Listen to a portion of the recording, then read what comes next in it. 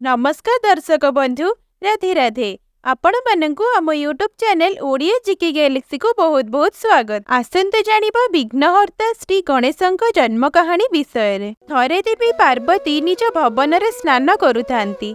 से नंदी को सेदिन द्वारपालर दायित्व देइथांती।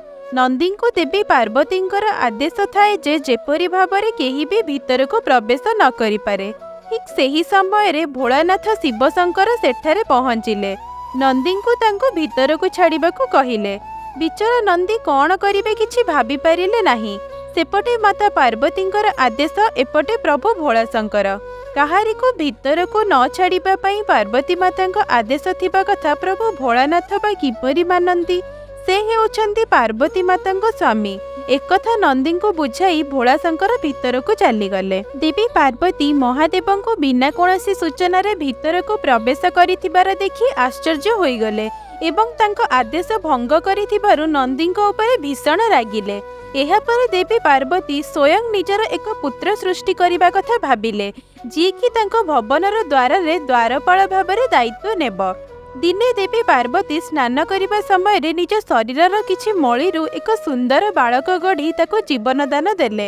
एहा परे देवी पार्वती सेही बालक को द्वार रे द्वारपालर दायित्व देई काहारी को भीतर को प्रवेश न करिबा पई आदेश देले। दिने महादेव शिवशंकर देवी पार्वती निकट को आसी मुख्य द्वार निकट रे पहुंचिले। मुख्य द्वार रे सेही बालक को तांको रास्ता छाड़िबा पई कहिले। एहा परे सेही बालकटी निर्भीक भाबरे कोनोसी भी व्यक्ति को भीतर को प्रवेश न करिबा पई आदेश अछि बोली कहिले।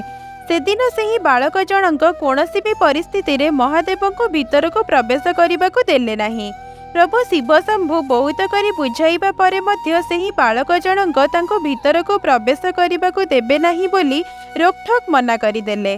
शेषरे प्रभु भोलाशंकरंकर क्रोध निज आयत बाहर को चली गला।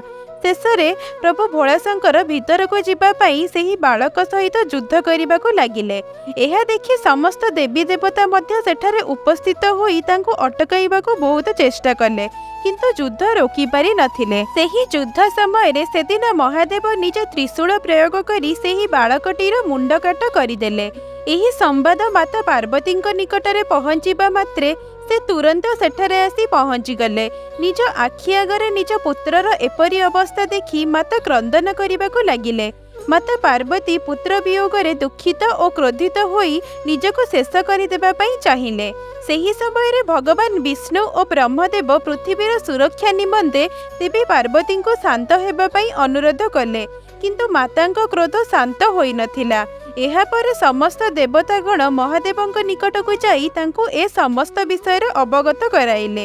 एहा पर महादेव मातांक निकट रे पहुंची तांको एपरी क्रंदन करिबार देखि तांको एहार कारण पचारिले। एहा पर माता पार्वती क्रोध रे महादेवंको समस्त कथा विषय रे अवगत कराइले।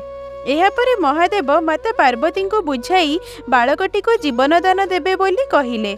पुनश्च जीवनदान निमंते एक मस्तकर आवश्यकता थिला। एथर प्रभु भोलाशंकर तांका गणप्रेत मानंको आदेश देई कहिले, जेउ बालक उत्तर दिग को मुंड करी सोईथिबो एवं तार माँ ता आडको पिठी करी सोईथिबो ता मस्तक काटी आनी देबा पई। प्रभुंक निकटरू आदेश पाइबा परे सेवक माने तुरंत एभली बालकर संधान निमंते चली गले। सेमाने देखिले गोटिए हाथीर शिशु उत्तर दिग को मुंड करी सोईछि एवं तार माँ ता पटको पिठी करी सोईछि। एहा पर सेवक माने सेही हाथी छुआटीर मुंड काटी आनी महादेवंक निकटरे पहुंचिले। विलंब न करी महादेव उक्त हाथीर मस्तक को बालकर शरीर रे लगाई ताको जीवनदान देले। एहा पर बालकटी पुणी थरे जीवन पाईगले। माता पार्वती बालक को जीवित देखि अत्यंत प्रसन्न होईगले। एहा पर महादेव शिवशंकर बालकटी को आशीर्वाद देई तांकर नाम गणेश रखिले एवं सबु शुभ कार्य रे गणेश प्रथमे पूजा पाइबे बोली मध्य कहिले। सेही दिन ठारू गणेश पूजा करिबार विधि आरंभ होइथिला। तेबे दर्शक बंधु, आपण माननको विघ्नहर्ता श्री गणेशंकर एही सुंदर जन्म कथाटी किपरि लागिला कमेंट माध्यम रे निश्चय जणाइबे। एभली इंटरेस्टिंग वीडियो पाइबा पई वीडियोटी को लाइक, शेयर एवं चैनल को सब्सक्राइब करंतु।